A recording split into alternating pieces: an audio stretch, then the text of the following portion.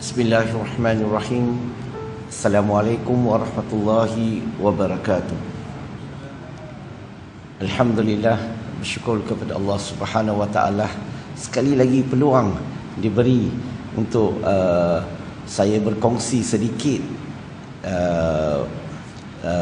mengenai fitnah Nabi Muhammad sallallahu alaihi wasallam. Dan insya-Allah saya akan cuba terangkan secara menyeluruh tentang hujah setiap soalan mengikut masa yang ada, insya-Allah. Bila kita sebut tentang fitnah Nabi, dia sebenarnya bukan perkara baru. Dan bila kita dengar orang fitnah Nabi, kita ingatkan perkara ini baru. Sebenarnya perkara ini perkara lama. Dia telah berlaku zaman Nabi Muhammad sallallahu alaihi wasallam. Zaman Nabi telah berlaku. Contohnya, kalau kita ingat lagi, ada tak segolongan yang selalunya nak cari hal dengan Nabi, selalunya menuduh Nabi macam-macam? Siapa di kalangan mereka?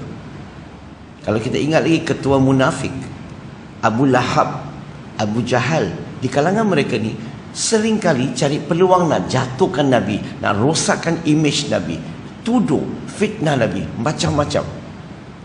Berarti fitnah Nabi bukan perkara baru. Dia telah berlaku zaman Nabi Muhammad sallallahu alaihi wasallam.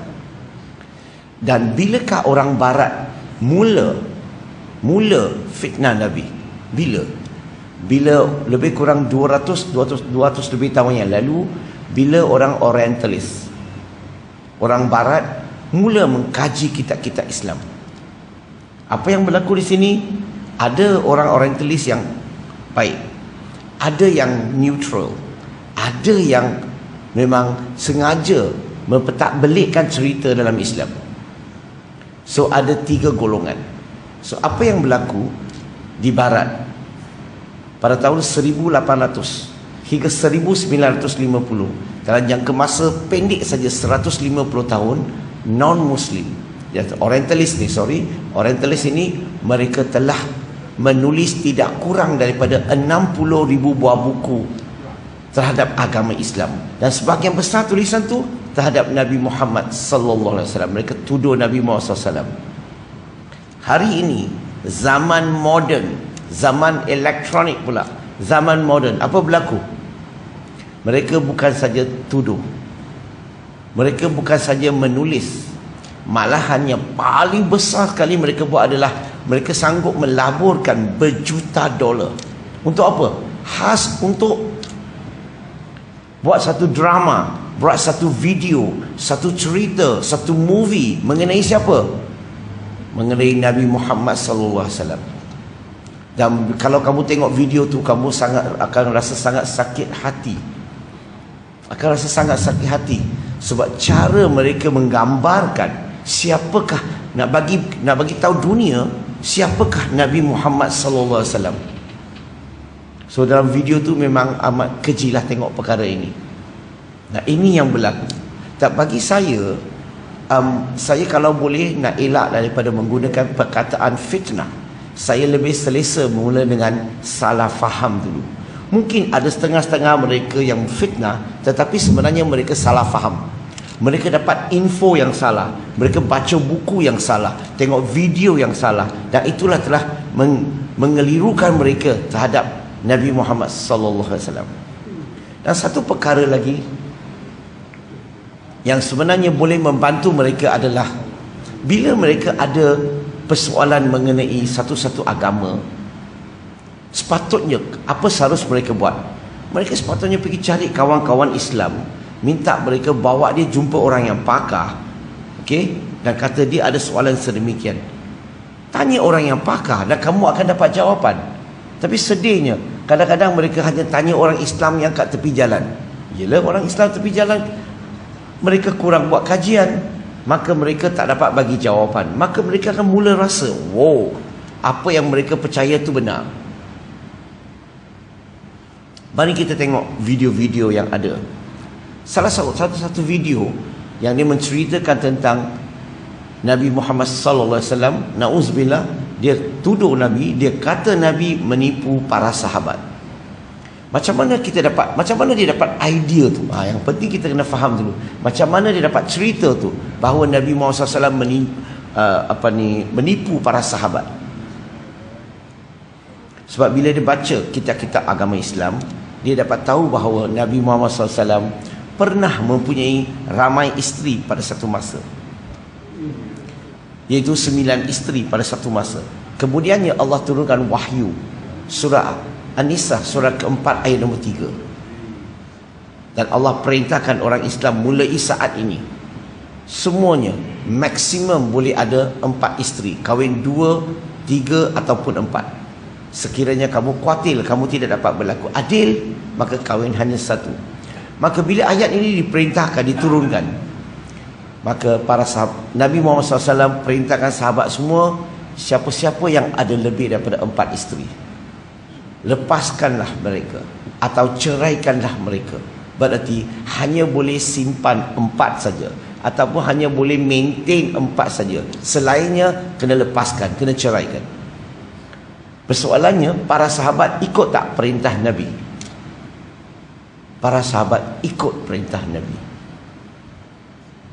Maka para sahabat ceraikan isteri-isteri mereka, hanya kekalkan 4. Persoalannya, siapa yang tak ceraikan isterinya? Nabi Muhammad sallallahu alaihi wasallam dia kekal 9. So non-Muslim ni, dia punya kefahaman, ayat ini perintah daripada Allah kepada semua. Nabi perintahkan orang cerai, dia sendiri tak cerai. Bukankah dia menipu para sahabat? Nah, di situ dia dapat kefahaman, dapat idea. Kesilapan paling besar daripada mereka tu apa? Kesilapan mereka tidak rujuk kepada orang yang pakar dalam Islam untuk memastikan kefahaman mereka betul atau salah. Sama juga kalau saya memahami satu agama lain, saya rasa tak masuk akal. Contohnya, tempat yang paling sesuai bukan pergi tanya penganut yang biasa, tanya dia punya pakar, dia punya ulama. Betul ke tak betul? Cara macam ni boleh elak daripada banyak salah faham, boleh elak fitnah. So, biasanya kalau soalan datang kepada kita, pertama hujah kita adalah kena pastikan orang tu faham dulu. Okey, di manakah dia dapat cerita itu? Mengatakan Nabi Muhammad SAW, ada tafsir tak menunjukkan Nabi fitnah? Sebab dalam agama Islam kita mempunyai 4 tafsir yang utama. Al-Quran boleh tafsir Quran. Ingat lagi tak Quran tafsir Quran? Kalau kita baca surah Al-Baqarah ayat 30 hingga 34, ingat lagi tak ayat itu? Allah perintahkan malaikat sujud kepada Nabi. Maka semua malaikat sujud melainkan iblis. Kalau kita baca ayat ini saja tanpa buat cross reference, maka kita mungkin akan keliru. Sebab itulah ada setengah-setengah orang kefahaman, Allah perintahkan semua malaikat sujud melainkan iblis. Berarti iblis asalnya malaikat. Bila mereka berberontak, kemudian digelar sebagai iblis. Nah, sebab itulah ramai orang kata iblis asalnya ketua malaikat. Betul? Nah, itu kefahaman yang salah.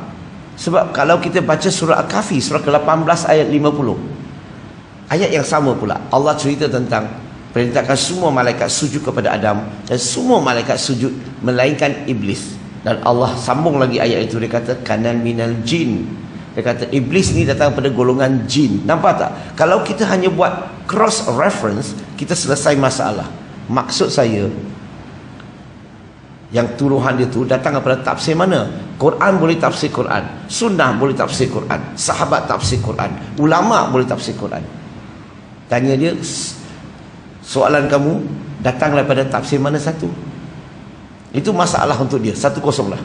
Dia tak mampu nak bagi, sebab tak mungkin wujud. Yang kedua, bila baca ayat Quran, kena belajar baca ayat Quran dengan konteksnya.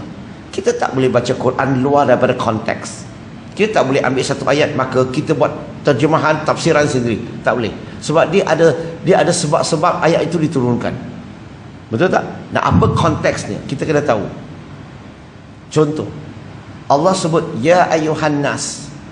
Dan kita tahu konteksnya apa? Allah bercakap dengan semua manusia, nas manusia. Bukan saja orang Islam, Allah bercakap dengan non-Muslim sekaligus. Setuju tak? Kadang-kadang Allah sebut ya ayyuhallazina amanu. Berarti Allah bercakap dengan orang-orang yang beriman, maka rujuk kepada kita orang Islam. Nah, sekiranya Allah gunakan perkataan ini, biasa kalau kita tengok ayat Quran, Allah gunakan qul ya ahlul kitab, maka Allah bercakap dengan siapa? Ahlul kitab, Yahudi, Nasrani. Dia bukan cakap dengan orang-orang musyrikin, dia cakap dengan ahlul kitab. Berarti setiap ayat ada konteksnya. Dan kita tanya dia, surah An-Nisa surah keempat ayat nombor 3, apa konteksnya? Percaya kata saya, dia habis. Dia tak mampu nak ulas, dia tak mampu nak jawab lagi. Dan kita terang kepada dia, surah An-Nisa surah keempat ayat nombor 3 ni, ayat ini diturunkan khusus untuk umat Nabi Muhammad sallallahu alaihi wasallam. Dengan elok-elok perkataan tu, diturunkan untuk umat Nabi Muhammad sallallahu alaihi wasallam. Syariat itu turun untuk umat Nabi.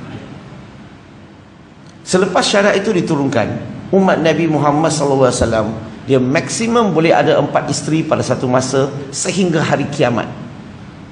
Tak boleh lebih daripada 4. Semua setuju tak? Maksimum 4. Itu untuk umat Nabi. Tetapi untuk Nabi Muhammad SAW, Allah beri dia syariat yang lain. Surah Al-Ahzab surah 33 ayat 50 hingga 52. Ayat Quran tu ada 2 perkara penting, 2 poin yang penting yang Allah sebut dalam Quran. Yang pertama, Allah melarang Nabi daripada menceraikan mana-mana satu isterinya. Nabi Muhammad SAW, dia tak lepaskan isterinya. Bukan dia tak nak lepas, bukan dia tak nak cerai. Sebab perintah khas Allah kepada dia, hanya dialah yang tak boleh ceraikan isterinya. Sebab apa? Sebab semua isteri Nabi Muhammad SAW adalah ummul mukminin, ibu kepada semua orang mukmin. Tak boleh cerai. Kalau cerai, siapa boleh kahwin ibu dia sendiri? Tak boleh. Kita orang mukmin, you cannot marry your own mother. Haram. Betul? Sebab itulah tak boleh cerai. Kalau cerai, siapa boleh kahwin dia? Tak boleh. So itu Nabi tak cerai atas perintah Allah Subhanahu Wa Taala. Persoalannya, adakah Nabi menipu sekarang? Nampak tak? Sambung ayat seterusnya. Bukan saja tak boleh ceraikan isteri, Allah juga tutup kota Nabi. Berarti mulai saat itu ayat itu diturunkan, Nabi Muhammad SAW tidak dibenarkan kahwin lagi. Walaupun hati dia betapa suka, perempuan tu betapa cantik, tak boleh kahwin lagi. Sebab Allah tutup kotanya. Dan kalau kita faham ayat ini, surah An-Nisa ayat nombor 3 untuk umat Nabi Muhammad SAW, dan surah Al-Ahzab surah ke-33 ayat 50 hingga 52 untuk Nabi Muhammad SAW. Kalau kita dapat bezakan kedua ini, maka berlaku tak Nabi menipu sekarang? Tak berlaku lagi dah. Nampak tak? Selesai tak? Salah faham tu selesai. Sebab tu saya selalu ingatkan umat-umat Islam, termasuk diri saya sendiri, terutamanya diri saya sendiri dan juga muslimin muslimat semua, dalam agama Islam ni, bukan semua perkara Nabi buat kita boleh ikut. Bukan semua perkara. Ada setengah-setengah perkara khusus untuk dia sebagai Nabi, dia sebagai Rasul, yang umat Nabi tak boleh ikut. Setuju tak? So kita ikut perintah Nabi Muhammad sallallahu alaihi wasallam. Sebab itulah kalau kita ada peluang, ya, kalau kita ada peluang baca buku yang dikarang oleh Ibnu Ashur. Pernah dengar tak Ibnu Ashur? Dia tulis tentang 12 watak Nabi Muhammad sallallahu alaihi wasallam. 12 watak. Artinya kadang-kadang dia bercakap sebagai Muhammad sallallahu alaihi wasallam, sebagai manusia. Kadang-kadang dia bercakap sebagai pemerintah. Kadang-kadang dia cakap sebagai nabi. Kadang-kadang dia cakap sebagai trustee. So dia ada 12 watak. So kita kena faham konteksnya. Clear? Okey. So ini tuduhan yang pertama. Kita perlahan-perlahan, kita pergi lama lagi pedas punya. Boleh? Okey. Nak pergi yang lain-lain dulu ke? Yang saya tak biasa cakap ke? Nak biasa-biasa cakap dulu? Kita pergi yang biasa dulu lah. Tunggu ramai sikit baru kita pergi yang pedas. Tuduhan yang kedua. Ini popular. Ini popular lebih 30 tahun video ni dalam social media. Lebih 30 tahun. iaitu mereka tuduh Nabi Muhammad SAW gila seks. Na'udzubillah, na'udzubillah. Mereka tuduhlah. Mereka buat video tu macam mana tau? Video tu yang dia buat, dia bagi satu gambaran seorang lelaki Arab, kononnya Nabi Muhammad SAW, dia bersama dengan seorang wanita. Sejurus wanita ini keluar, wanita lain masuk. Sudah keluar, wanita lain masuk. Dia bagi gambaran apa? Gila seks. Kalau kita tengok video ni, kita pun sakit hati. Tapi bagi saya sentiasa nak bagi peluang yang seberapa banyak yang boleh anggap mereka salah faham dulu. Saya tak nak kata mereka sengaja nak fitnah dulu. Sebab kalau hati saya emosi, kalau hati saya marah, saya susah nak jawab secara rasional. So pentingnya bila kita nak berdialog, berhujah, menjawab, jangan emosi. Kalau emosi, kita sudah kalah. Orang pun tak mau dengar lagi. Okay, so sambungan tadi, Nabi simpan 9 isteri. Di situlah mereka kata, oh, itu ceritanya dia perlukan ramai isteri. Satu isteri tak cukup, mau sampai 9. Kalau dia tak gila seks, dia apa? Itulah cerita hujah yang mereka gunakan. Okay, now yang pertama, untuk menjawab soalan ini sebenarnya satu jawapan sudah cukup. Jawapan apa? Kalau kita kembali kepada masa beberapa ratus tahun yang lalu, pemerintah-pemerintah dunia setuju tak majoriti berpuluh, beratus, beribu isteri? Poligami telah berlaku begitu sekian lama, termasuk sebelum kedatangan Nabi Muhammad SAW. Adakah poligami semua ini menunjukkan lelaki satu dunia memang gila seks? Ataupun itu perkara biasa? Itu adalah syariat yang dibenarkan sebelum itu. Dan pernah orang datang, missionary datang, dia tuduhlah yang seperti yang saya sebut tadi. Dia kata Nabi Muhammad SAW gila seks. Na'udzubillah. Saya tanya dia, kenapa kamu kata dia gila seks? Dia kata seorang lelaki, satu perempuan cukup, sampai 9. Dia kata kalau tak gila seks, apa dia? Wow. Saya tanya dia dulu, kalau kita nak tuduh seseorang tu ada suatu penyakit, nak kata dia kencing manis, bolehkah kita tengok rupa dia macam ni, saya tengok you ada kencing manis? Tak boleh lah. You kena pergi jumpa doktor dulu, doktor test, betul tak? Tengok dia punya sugar level berapa tinggi, dan doktor baru boleh diagnose, tengok ada apa simptom. Ada simptom tak? Ada simptom. Okey, ini simptom ada, ini simptom ada, ini simptom ada, dan test confirm. Persoalan sekarang, ada tak tanda-tanda gila seks? Biasanya saya tanya, dia hanya boleh kata ramai isteri tu tanda-tanda gila seks. Saya dah jawab tadi dah, pertama tadi, ramai orang mempunyai ramai isteri, itu bukan kerana tanda-tanda gila seks. Okey, sambung. Maka saya tanya dia, mari kita bincang. Cuba lihat, ada ke tak ada? Kalau ada tanda gila seks, mungkin dia gila seks. Kalau tak ada tanda-tanda gila seks, mungkin dia tak ada tanda gila seks. Itu sekadar tuduhan. Maka saya cakap dengan dia, mari kita bincang. Cuba kita lihat kehidupan Nabi Muhammad SAW. Nabi Muhammad SAW sebelum nikah dengan Khadijah radhiyallahu anha, masa dia bujang, ada tak apa-apa cerita yang buruk yang mencerita mengenai dia, yang menunjukkan dia gila seks? Dia pergi kacau perempuan sini, kacau perempuan situ, ada ke tak ada? Tak ada. Maksudnya sebelum usia 25 tahun, Nabi Muhammad SAW bersih, tanpa ada tanda-tanda gila seks. Kemudian dia nikahi Khadijah radhiyallahu anha. Betul? Nabi Muhammad SAW usia 25, Khadijah usia berapa? 40. Maka kalau saya mula tanya orang yang gila seks, kalaulah seseorang tu gila seks, adakah dia ni usia 25 dan dia suka kahwin wanita tua daripada dia 15 tahun? Jangan jawab tau. Hanya orang yang gila seks saja tahu. So saya tanya dia, adakah orang yang gila seks suka kahwin wanita yang tua daripada dia 15 tahun? Yang kedua, Nabi Muhammad SAW bermonogami. Maksudnya mempunyai seorang isteri. Seorang isteri saja dalam hidupnya. Berapa lama? 25 tahun. 25. Daripada usia 25 hingga usia 50. Dalam hidup Nabi Muhammad SAW hanya mempunyai seorang wanita, seorang isteri saja. Kalau gila seks, kenapa sampai daripada 25 sampai 50 masih lagi seorang isteri? Kalau gila seks, kita gila sebila? Gila semasa muda ke gila semasa tua? Tak faham. Gila semasa kuat ke gila semasa lemah? Pun tak faham.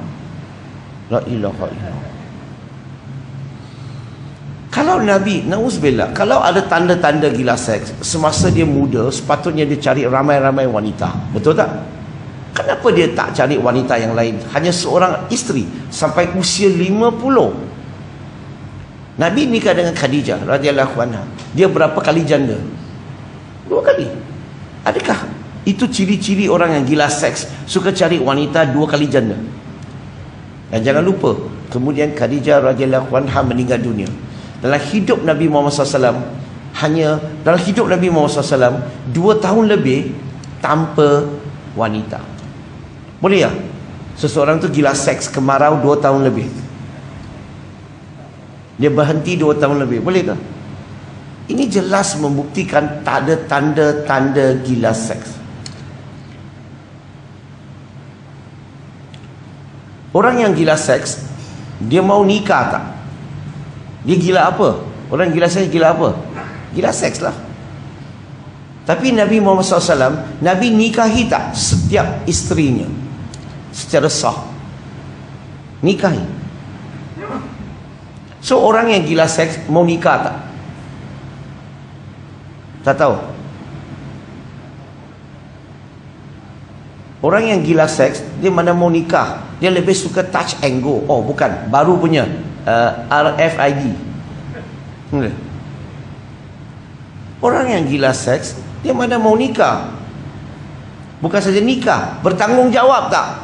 Orang yang gila seks, you rasa dia mau tanggung jawab? Tapi kalau kita lihat Nabi Muhammad SAW, dia menikahi semua isterinya secara sah. Sah dengan Allah, sah dengan masyarakat. Itu yang pertama. Dan diberi puji-pujian oleh masyarakat terhadap dia. Okay. Dan Nabi didik tak anak isteri? Nabi didik isteri-isterinya sehingga apa? Aisyah radhiyallahu anha jadi hafizah, menghafal keseluruhan Quran. Orang yang gila seks, betul ke duduk rumah ajar bini hafal Quran ke? Rasa-rasa tak mau cakap gila seks lah. Yang tak gila pun tak buat. Berapa ramai di sini kat rumah ajar bini sehingga isteri jadi hafizah. Jangan cakap dengan saya dia kat sekolah dulu hafizah, you kahwin dia kemudian. Tak, maksud saya dia bukan hafizah, kamu ajar dia sehingga dia hafal keseluruhan Quran. Ada?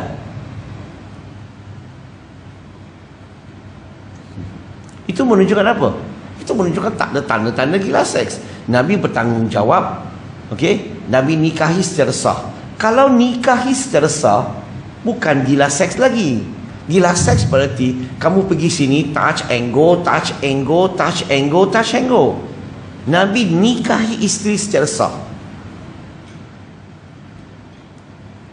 Betul? Dan 2 isteri Nabi nikahi anak perempuan para sahabat, Saidina Abu Bakar dengan Saidina Umar radhiyallahu anhu. Dan selainnya isteri-isteri nikahi, ramai di kalangan mereka ni janda-janda. Persoalan saya, adakah orang yang gila seks suka kahwin wanita janda? Bukan suka kahwin pun, dia tak kahwin pun.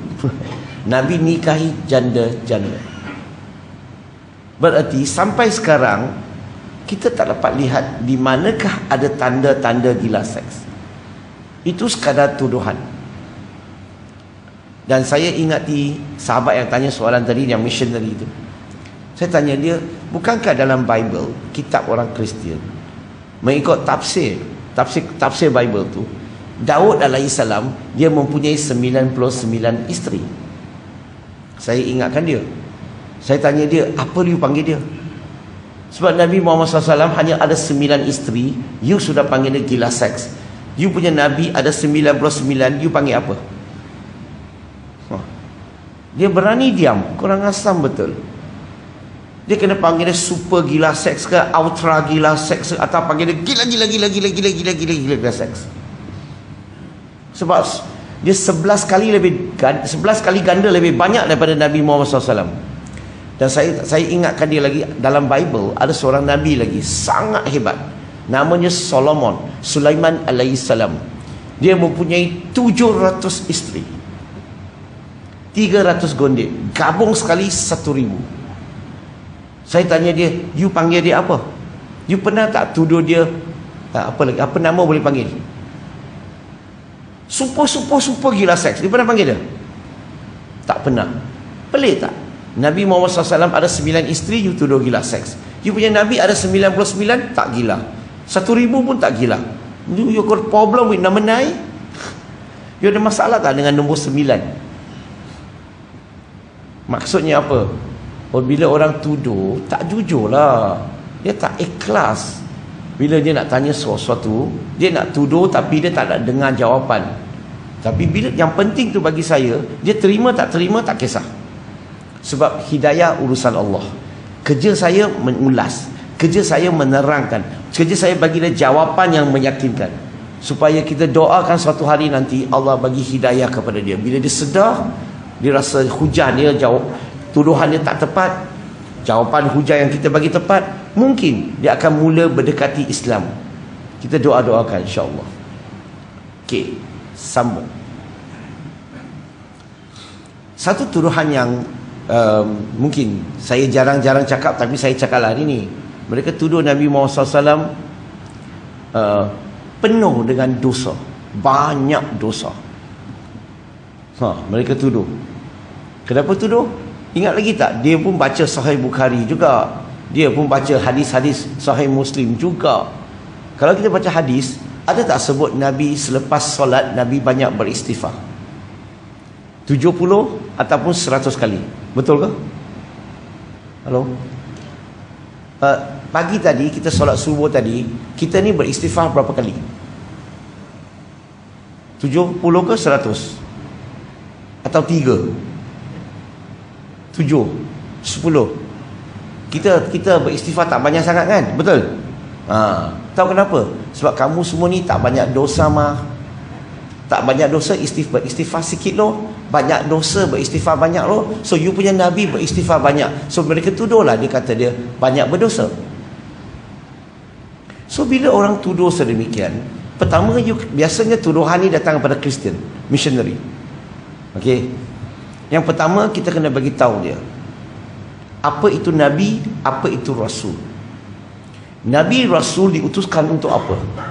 Untuk membimbing umatnya, untuk menunjukkan contoh kepada umatnya, untuk mengajar umatnya. Betul ke tak betul? Okey?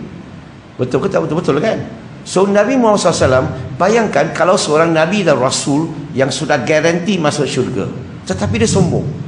Aku dah garanti. Kalau dia berkelakuan sombong, apa akan jadi kepada umatnya?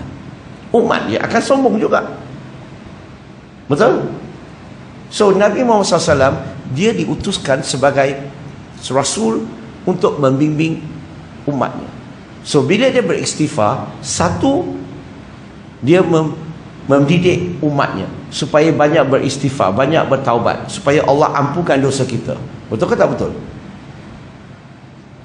So bukan kerana dia ada banyak dosa, boleh faham?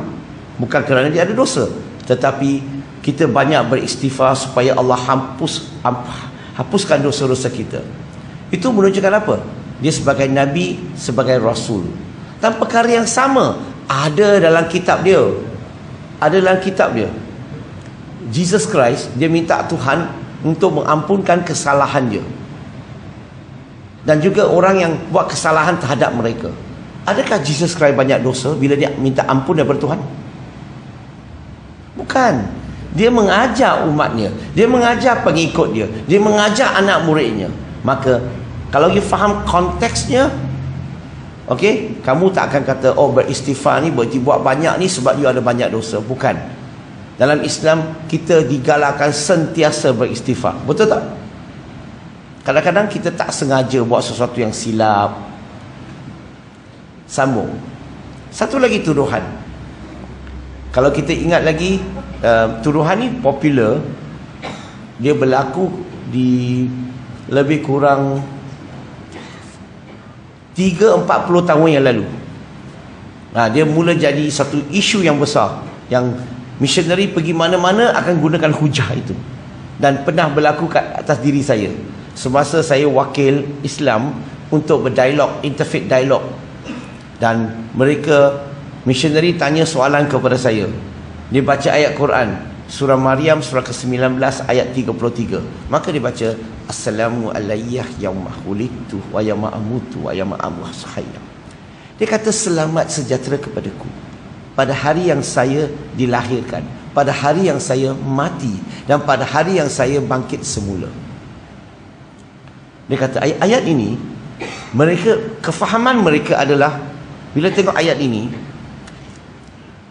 Kristian ingat Quran sebenarnya menceritakan kepercayaan mereka.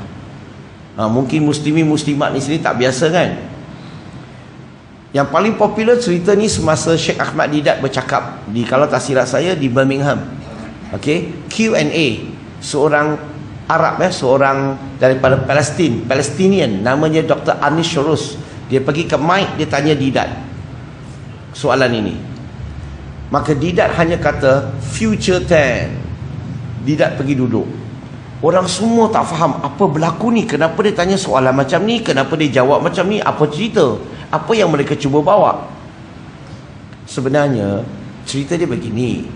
Bagi Kristian, bila dia baca Quran ayat ini, dia punya kefahaman adalah Quran sedang menceritakan kepercayaan mereka. Sebab dalam agama Kristian, mereka, kepercayaan utama Kristian adalah Nabi Isa alaihissalam dilahirkan di muka bumi ini, mati di kayu salib, bangkit semula. Lahir, mati, bangkit. Ayat Quran ni sebut apa? Selamat sejahtera kepadaku pada hari yang saya dilahirkan. Kena tak dia punya lahir? Pada hari yang saya mati, kena tak dia punya mati? Pada hari yang saya akan bangkit semula, kena tak mereka percaya lahir, mati, bangkit? Quran menceritakan tentang agama kami. Dia Quran sokong kepercayaan agama kami. So dia ingat begitu. Boleh faham? So macam mana nak jawab? Yang nak jawab ni faham kepercayaan mereka. Dalam Bible sebut Matthew chapter number 2 verse number 1, Jesus Christ was born in Bethlehem. Dia dilahirkan di Bethlehem. Lahir, betul? Sudah lahir ke belum? Sudahlah, past tense. Mati di kayu salib. Mati di kayu salib. Matthew chapter 27 verse 46. Dah mati di kayu salib ke belum? Sudahlah, Kristian percaya dia sudah mati di kayu salib. Bangkit semula. Gospel of Luke atau Gospel of Mark pun boleh. Gospel of Luke chapter 24 verse 51-52. He ascended to heaven. Dia bangkit semula. So lahir, mati, bangkit. Kristian punya tiga-tiga sudah berlaku. Past tense, past tense, past tense. Tetapi kalau kita lihat Islam punya, Al-Quran sebut apa? Dia kata, Assalamu alayya, selamat sejahtera kepadaku. Dia kata, pada hari yang saya dilahirkan. Siapa yang bercakap di sini? Nabi Isa alaihissalam. Dia sedang bercakap. Dah lahir ke belum? Sudahlah, past tense. Dan dia kata, pada hari yang saya dilahirkan, pada hari yang saya mati. Dia sedang bercakap, dah mati ke belum? Dia kata akan mati kan pada hari, dia kata pada hari yang dia mati. Dia sedang hidup. Macam saya cakap, okey, saya sedang cakap sesuatu, pada suatu hari nanti saya mati. Saya dah mati ke belum? Belum lah. Future tense. Pada hari yang saya akan bangkit semula. Belum mati, macam mana dah bangkit? Future tense. Kalau kita tengok di sini, Quran adalah past tense, future tense, future tense. Kristian, past tense, past tense, past tense. Sama tak? Tak sama lagi dah. Jadi dia punya salah, dia punya kefahaman dah salah. Itu yang pertama. Yang kedua, Quran bukan saja tak sokong kepercayaan mereka, malahan Quran mengatakan kepercayaan mereka ni salah. Kenapa salah? Sebab mereka percaya Nabi Isa alaihissalam telah mati di salib. Dalam Quran jawab, surah Allah menjawab dalam Quran surah An-Nisa surah keempat ayat 147 148, wama qataluhu wama salabuhu walakin syubihalahu. Dia tidak dibunuh, tidak disalib dan diserupakan. Quran, mereka baca Quran. Walaupun Dr. Anishul seorang Arab, baca Quran pun tak faham konteks Quran. Tapi dialah yang pergi mengajar missionary. Macam ni hujannya kamu gunakan, hujan dengan orang Islam. Sambung. Sini maksud waktu berapa? Sampai bunyi. Okey, sambung.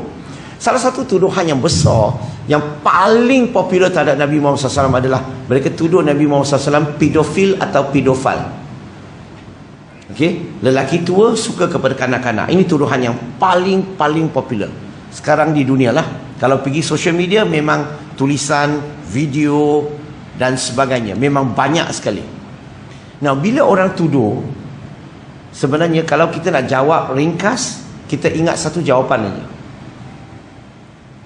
Kalau orang tuduh lah, okey, macam mana nak jawab? Dia tuduh Nabi Muhammad SAW pedofil.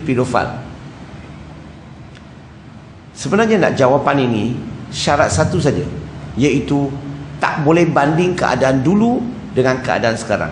Kalau dia nak bincang boleh, tak boleh bincang keadaan dulu. Artinya apa yang berlaku 1400 tahun yang lalu dinilai mengikut keadaan sekarang, tak boleh. Kenapa tak boleh? Sebab dulu lain, sekarang lain. Dulu masyarakat dia belum ada negara lagi, belum merdeka jadi negara, maka pernikahan ini, nikah ni di atas bahu mak bapak. Kalau mak bapak buat keputusan, maka diterima oleh masyarakat dulu. Tapi kemudian sudah jadi sebuah negara, maka kita ada kerajaan, maka kerajaan akan menentukan usiakah maslahah, usia mana satu, berapakah paling sesuai untuk lelaki dan wanita berumah tangga yang boleh bersetubuh. Maka kerajaan yang tentukan usia. Betul tak di Malaysia? Boleh tak saya nak kahwin anak perempuan saya 12 tahun? Tak boleh. Sebab kerajaan menentukan dia ada hak usia yang tertentu. Tapi dulu-dulu mak bapak yang buat keputusan. Kalau dia setuju ini, baru bincang. Tak setuju ini, tak usah bincang. Buang masa.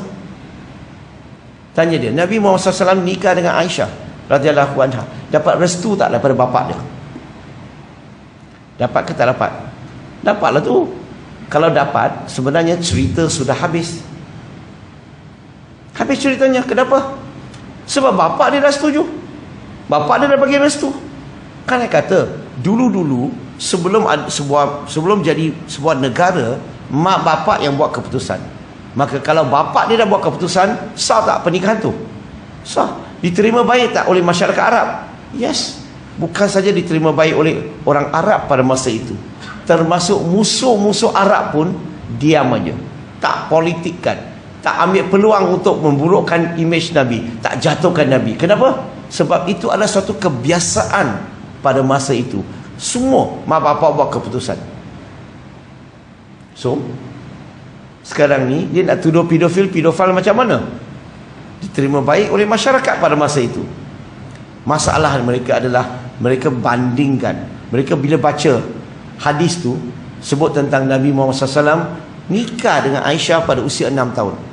Ini hadis sahih, betul. Tetapi nikah tak semesti duduk bersama. Maka Aisyah radhiyallahu anha tetap duduk dengan bapak dia sehingga dia akhir balik usia 9 tahun lebih, dekat 10 tahun. Dah akhir balik, okey, dan baginda tunggu lagi sehingga apa? Sehingga dia mentally, physically bersedia. Barulah baginda jemput dia pulang. Maka bila baginda jemput dia pulang, bukan jemput dia pulang sebagai kanak-kanak, tetapi jemput dia pulang sebagai apa? Sebagai wanita muda. Dan jangan lupa, Nabi Muhammad SAW juga kemudian nikahi ramai isteri-isterinya yang lebih senior, yang bekas janda-janda. Dan mereka lah yang bimbing Aisyah radhiyallahu anha macam mana nak jadi isteri kepada Nabi Muhammad sallallahu alaihi wasallam. Salah satu perkara yang kita boleh gunakan hujah adalah sekiranya berlaku hubungan seorang lelaki usia 50-an bersama dengan seorang kanak-kanak 6 tahun, apa akan berlaku kepada budak tu 6 tahun tu?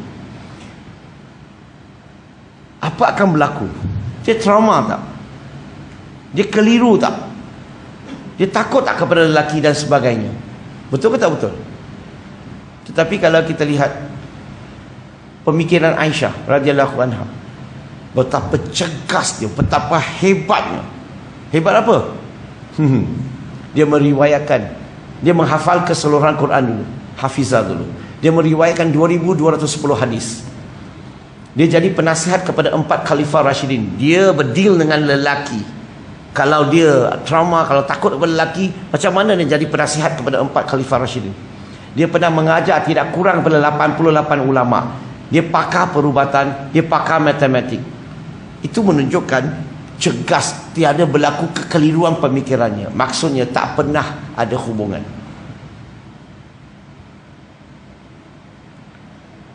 Nampak tak? Kita ini sebahagian jawapan saya boleh sambung, tapi yang bahagian belakang tu agak perlukan masa yang banyak untuk ulas. Sambung lagi. Salah satu tuduhan mereka suka bandingkan siapa lebih hebat. Dia kata Nabi Muhammad sallallahu alaihi wasallam kat mana sekarang? Kita kata sudah wafat. Dia kata Isa alaihi salam kat mana sekarang? So kita kata dia dah wafat ke belum Isa alaihi salam? Belum. So siapa lebih hebat? Yang masih hidup ke yang sudah wafat? Mana satu lebih hebat? Dia nak banding. Dia silap satu perkara. Nabi Muhammad SAW dengan Nabi Isa alaihi salam, mereka sama-sama Nabi dan Rasul. Setuju tak? Okey, dalam Islam kita tak perlu pergi bezakan siapa lebih hebat. Tapi kalau dia nak bincang siapa lebih hebat, kita kena bagi tahu dia kenapa. Kita kena bagi tahu dia kenapa kenapa Isa alaihi salam masih hidup lagi. Allah selamatkan dia. Betul? Salah satu sebab adalah pengikutnya telah salah anggap dia sebagai Tuhan ataupun anak Tuhan. Sebab itulah dia akan kembali untuk memperbetulkan keadaan. Sebelum hari kiamat, Isa alaihi salam akan kembali. Setuju tak dalam Islam? Dia akan kembali. Dia akan kembali untuk memperbetulkan keadaan.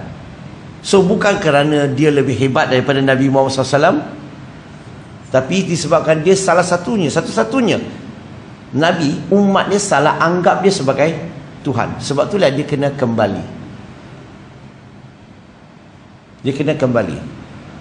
Kalau kita baca dalam Bible, in the Gospel of Matthew chapter number 7 verse number 21, 22, 23, baca ayat ini betul-betul. Dia kata, but on that day, dia kata, not everyone call me Lord, Lord shall enter the kingdom of heaven. Bukan semua orang panggil saya Lord akan masuk syurga, dia kata. Dia kata, yang masuk syurga, dia kata, hanya mereka, only those who do apa yang dia buat tu, only those who does the will of the Father. Only those who does the will of the Father. Hanya mereka yang melakukan mengikut kehendak Allah, kehendak pencipta, golongan itulah yang akan masuk syurga. Sebab itulah dia datang, dia nak betulkan. Bukan orang panggil dia Lord. Kristian kan panggil dia Lord. Dia kata bukan semua orang panggil saya Lord akan masuk syurga. Hanya mereka yang melakukan semua ini, okey, kerana Allah, kerana pencipta, mengikut kehendak pencipta, mereka lah yang akan masuk syurga. Maka Kristian complain. Dia kata, Lord, Lord, do we prophesy in thy name, and in thy name cast out devil, and in thy name do many mighty works. Dia kata, Lord, Lord, kami buat macam-macam kerja, buat macam-macam kebaikan, kebajikan, buat begitu banyak perkara atas nama kamu. Kenapa kami tak dapat masuk syurga? Jesus Christ kata, I never know you, depart from me, you work iniquity. Dia kata, pergilah. Saya gunakan bahasa kita lah, pergi jauh-jauh lah, senang dia pergi. Sebab apa? Sebab dia bukan Tuhan, kamu anggap dia sebagai Tuhan. Dia bukan anak Tuhan, kamu anggap dia sebagai anak Tuhan. Sebab itulah Nabi Isa AS tidak kenal golongan sedemikian. Sebab dia akan kembali untuk memperbetulkan kepercayaan, kefahaman mereka yang telah silap. Sambung. Ingat lagi tak ni cerita yang masih lagi di dalam social media, iaitu mungkin anak-anak kita orang akan tanya, Nabi Muhammad SAW tahu tak jalan yang lurus? Kita kata tahulah. Tapi kalau tahu dia asyik minta Allah tunjukkan kami jalan yang lurus. Tunjukkan kami jalan yang benar. Ihdinas siratal mustaqim. Betul tak? Kenapa dia minta Allah tunjukkan? Dalam hujah mereka, dalam Bible, Gospel of John chapter number 14 verse number 6, dia kata, Jesus Christ kata, I am the way, the truth and the life. No man can come to the Father but by me. He know the way. Jesus Christ know the way, the truth and the life. Ya, Prophet Muhammad, Nabi Muhammad SAW tak tahu jalan yang lurus. Asyik minta Allah tunjukkan. Subuh minta dah, Zuhur minta, Asar minta, Maghrib minta, Isyak minta. Solat pertama sampai solat sebelum Nabi wafat pun minta lagi. Artinya dia tak tahu jalan yang lurus. Dia akan nampak tak spin. Silap dia baca ayat Quran dululah. Surah Al-Hajj surah ke-22 ayat 67, surah Yasin surah ke-36 ayat 3 dan 4. Ayat Quran tu sebut apa? Allah kata, maksud Quran tu dia kata, sesungguhnya kamu Muhammad sallallahu alaihi wasallam adalah salah seorang nabi atau rasul yang sudah berada dalam jalan yang lurus, berada dalam jalan yang benar. Quran kata apa? Allah kata apa? Dia sudah berada dalam jalan yang lurus. Nah, persoalannya, kalau dia berada dalam jalan yang lurus, kenapa dia minta Allah tunjukkan kami jalan yang lurus? Tahu tak masalah datang kepada mana? Masalah datang kepada terjemahan Al-Quran yang kurang tepat.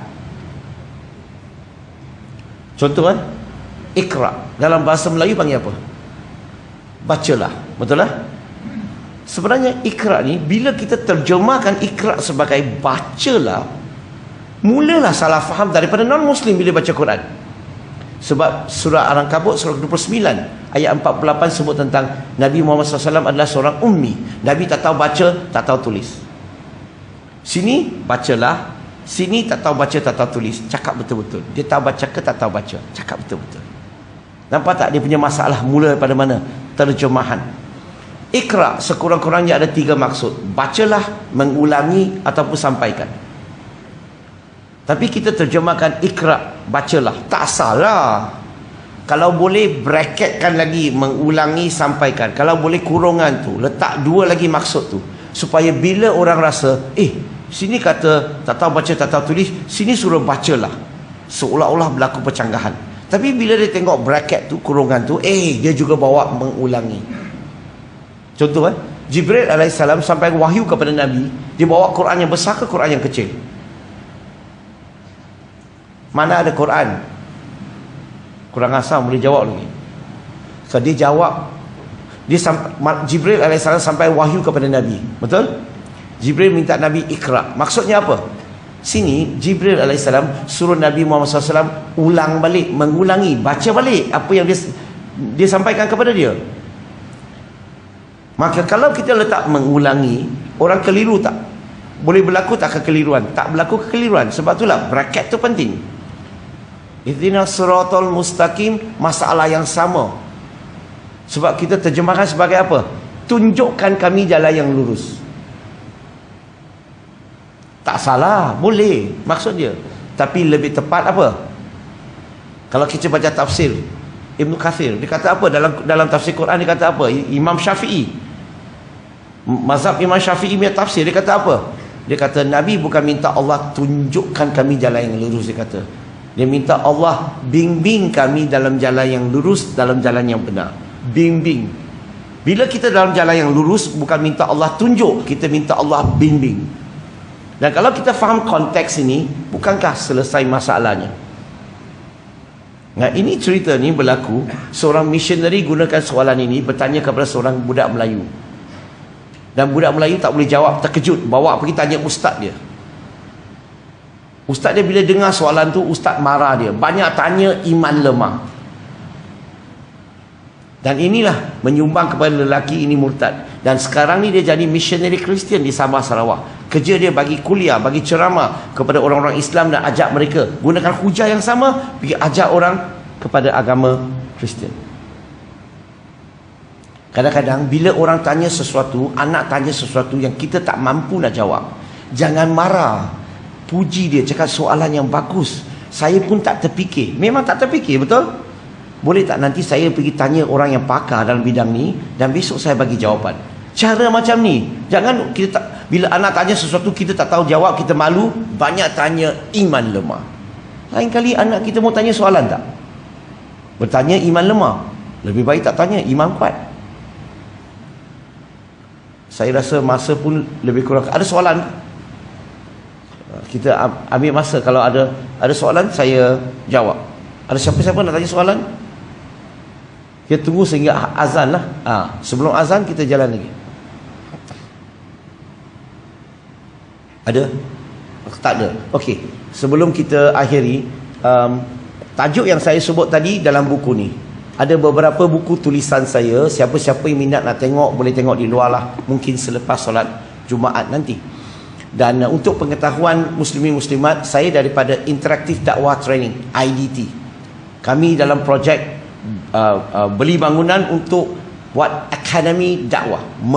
Akademi ini untuk melahirkan pendakwa-pendakwa yang macam saya, yang boleh lahir, boleh berhujah, berdialog dan sebagainya. Dan kami cover 10 negara di Southeast Asia. Dan semua ni akan hantar pegawai kepada kami akan latih mereka. Habis latih, kami akan hantar mereka balik dan bagi gaji penuh supaya mereka jalankan dakwah sepenuhnya. Kami akan awasi mereka, monitor mereka punya kerja-kerja dan sebagainya, supaya dakwah dapat sampaikan. Dan kami ada tabung.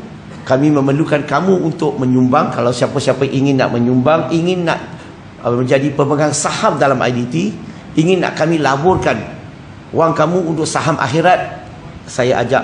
Ada tabung di belakang, nak bayar zakat boleh, ataupun nak menyumbang bulanan sedikit-sedikit. Bukan nak banyak-banyak pun. Kalau setiap orang sedikit, semua orang dapat saham akhirat yang banyak. Hanya perlu pergi Google, tekan saja sumbang.dakwah.my. Sumbang.dakwah, dakwah.my. Dan kamu isi semua dan dia akan buat auto debit bulanan. Hanya RM30. Satu hari RM1 saja. Tapi wang itu akan digunakan untuk melatih pendakwah. Kalau ada masa peluang datang ke Kuala Lumpur, datang ziarah center IDT. Kami ada 4 center. Kuala Lumpur, Penang, Kuantan, Melaka. Bulan 5 ni tambah satu lagi di Kota Kinabalu. So saya nak, kalau siapa-siapa yang nak bersama dengan kami, ada idea boleh berdakwah, nak berdakwah, datang supaya kami boleh bagi latihan khas untuk kamu supaya boleh jalankan dakwah di mana-mana kamu berada. Okey, saya rasa cukuplah setakat ini dan perkongsian tengah hari ini, dan insya-Allah ada rezeki kita jumpa lain waktu. Terima kasih. Assalamualaikum.